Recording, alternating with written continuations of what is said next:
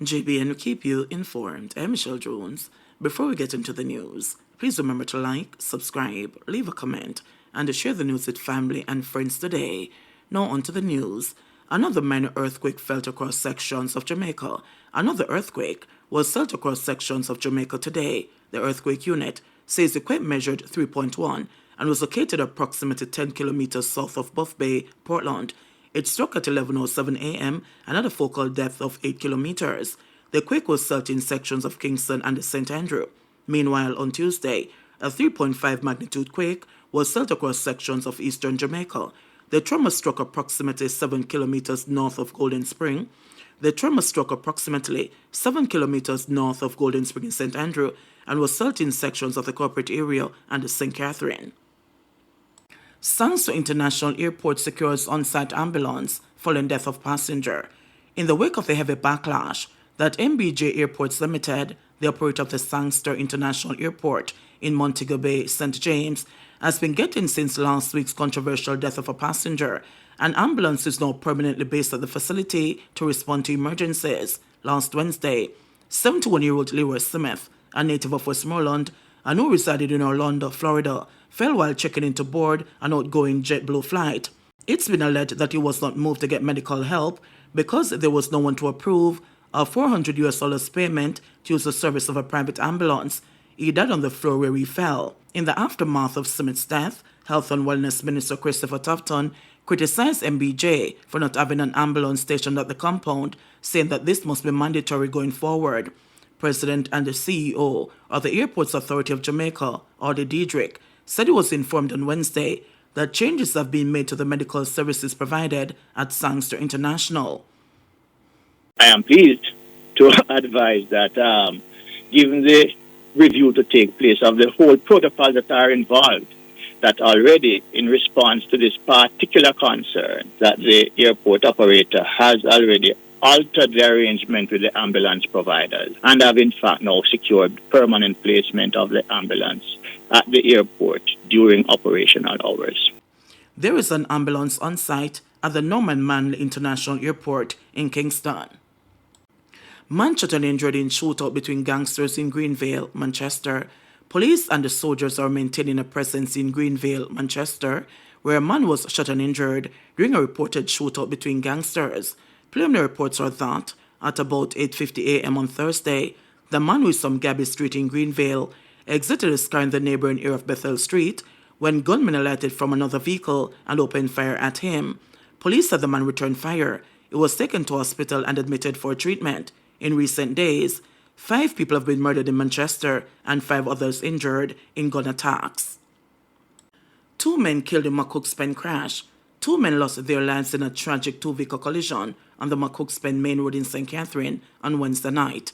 They have been identified as James Morgan and Nicholas Carey, both mechanics from the parish. The accident, which occurred around 9:20 p.m., involved a grey 2007 Toyota Land Cruiser and a blue 1994 Nissan Sunny. It is reported that both vehicles were traveling along the roadway when a white Honda motor car traveling ahead of the Land Cruiser suddenly swerved to the right to avoid a pothole. This forced the driver of the Nissan Sunny to swerve, inadvertently going into the path of the Land Cruiser, which was in the opposite lane. The 2 vehicles collided head-on, causing the Land Cruiser to spin and crash into the left embankment of the road. The fire department had to be called to remove the unresponsive men from the wreckage of the Nissan. They were transported to the Spanish Town Hospital along with the female driver of the Land Cruiser. The authorities are continuing investigations into the incident. Meanwhile, a taxi operator is calling for the authorities to fix the pothole. It's dangerous, man. As the road I travel upon, a taxi running, you know. Yeah, and the whole day, a very dangerous wall. So I know where there, I know when to swing for when of the swing. So about how long now, since this pothole, they right at this section? A long time there, man. Good while there. Good while there. Since the start of the year, the St. Catherine North Police Division has recorded 20 collisions, resulting in 21 fatalities. For the corresponding period last year, there were 22 collisions, resulting in 23 deaths. Man fatally shot in alleged police shootout in Portmore. The Independent Commission of Investigations, INDICOM, has launched a probe in the fatal shooting of an unidentified man by the police in Portmore, St. Catherine on Wednesday. The incident happened in the vicinity of Walker Avenue and Cottage Drive in the Gregory Park area. It is reported that at about 3:40 p.m., a police team went in pursuit of a male who ran when they approached them.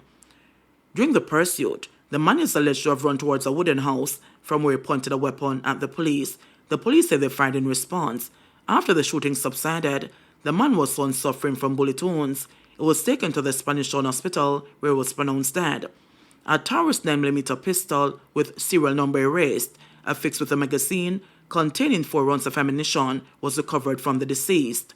Indications that a further 3 homemade guns were discovered and retrieved from a cardboard box inside the house. 15 live rounds were also found in a Gatorade bottle with cornmeal. Indicom is seeking the public's assistance in identifying the deceased. The investigative body said the man is from a Spanish Town address. However, he remains officially unidentified at this time, pending verification from a relative. He was wearing a dark-colored shirt with the words Case Blanca printed on the front and a dark jeans pants. The body is of slim build, dark complexion, and approximately 5 feet 7 inches long. Any person with information to assist with his identification is asked to contact Indicom's landline at 876-968-8875, its WhatsApp number at 876-553-0000, or the Portmore Police Station. 2 employees remain hospitalized following gas explosion in New Kingston. 4 of the 6 Burger King employees injured in a gas explosion that ripped through the New Kingston location on Wednesday morning were released from the hospital. The remaining 2 employees remain in hospital where they were being treated, said a representative of Restaurants Associates Limited, RAL, operator of the Burger King franchise. This is the first incident of its kind in over 40 years of operating in Jamaica's Burger King. Thankfully, though, there were no fatalities, and our team is recovering under medical attention. I've actually been able to speak with most of them directly, and thankfully they are okay, despite being understandably shaken up, said Lisa Lake, CEO and Director of RAL. 3 of the employees involved were said to have sustained visible injuries. However, all 6 were taken to the hospital. Our priority right now is the well-being of all affected, and we would actually like to take this time to thank the emergency personnel and the persons that were inside for their quick action. We continue to work with the authorities, thoroughly review the situation, and determine what actually caused this explosion, Lake added. The CEO said that the New Kingston location will remain closed until further notice. Commissioner of the Jamaica Fire Brigade, Stuart Beckford, told reporters on the scene that his team received calls about an explosion at about 10:36 a.m. He said that upon arrival, the building was extensively damaged with its windows and the doors blown out. He said when the staff reported for work, they discovered that there was a gas leak, and they called the supplier to come and look at the cylinder. The supplier came in and recognized that there was a defective regulator, Commissioner Beckford said. He said the regulator was changed, and employees were given the green light to resume operation. However, 10 minutes later, the explosion took place. Nannyville on edge as alleged Don's brother gunned down in fractured community. The security forces are keeping a close watch on sections of Mountain View Avenue, particularly Nannyville Gardens and its environs, after the murder of the community strongman's brother on Monday night. The deceased has since been identified as Karim Hamil, event promoter for Shanty Path, Kingston 3. Reports from the stadium police of that Hamil was walking along the roadway in the Nannyville community at about 11:10 p.m. when he was pounced upon by armed men who opened fire on him. He was rushed to hospital where he was pronounced dead. The deceased joins a list of people killed in the community since the start of the year, heightening fears that the bloodletting will continue. Him a carry food to him baby mother when them shoot him. Him dead in the lane next to where him live. This are the same war where fight and people are dead and people are get shot. There is no real peace around here, and everybody a pick side, whether publicly or privately, a resident said. Mountain View Avenue is stretched across 2 police divisions, Kingston East and the St. Andrew Central, which have a combined 92 murders as at September 7. At that point last year, the 2 police divisions had a combined 84 murders.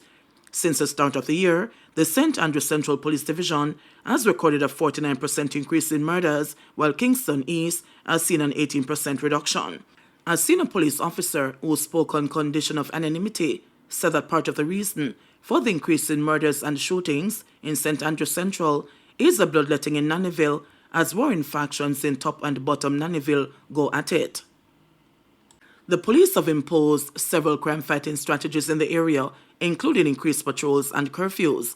On January 28, A 48-hour curfew was imposed in sections of Nannyville in the St. Andrews Central Police Division in response to a fear of violence in the area. 2 men were fatally shot in a deadly gang conflict, and a police officer was seriously wounded when a team responded to the violence. The deceased were members of rival gangs in the community. On June 11, another murder, that of Kemar Williams, otherwise called Dangles, who was gunned down on Windward Road, which runs off Mountain View Avenue, increased fear in an already divided space. Weeks after, on June 24, 2 men were killed in Nannyville, St. Andrew, in what is believed to have been a reprisal attack by a rival gang for the death of Williams. The deceased in the June 24 incident were identified as Stephen Wallace, otherwise called Blue, and Demar Pink. A third man was taken to hospital with bullet wounds and survived. The St. Andrews Central Police at the time theorized that Wallace, who was said to be aligned to the Ashanti gang operating in Nannyville, was the target. JBN will keep you informed. Please remember to subscribe, like, share, leave us a comment, and click the notification bell to receive our daily news items.